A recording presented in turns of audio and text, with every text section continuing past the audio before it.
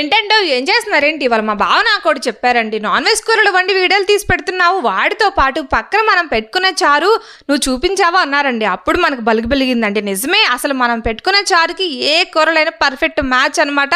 అసలు అవి ఇవి కాదు కానండి, ఈ చారుతో సన్నగా ఉల్లిపాయ ముక్కలు, పచ్చిమిర్చి, సాల్ట్, కారం వేసి దానిలో ఒక 2 గుడ్లు కొట్టి దాన్ని గిరా మనం తిప్పి ప్యాన్ మీద ఆమ్లెట్ వేసి ఒక ప్లేట్లో ఆ వేడి అన్నం పెట్టుకొని చారు పోసుకుని ఆమ్లెట్ నంచుకొని తింటే ఉంటుందండి. అబ్బబ్బబ్బ మామూలుగా ఉంటుంది అనమాట.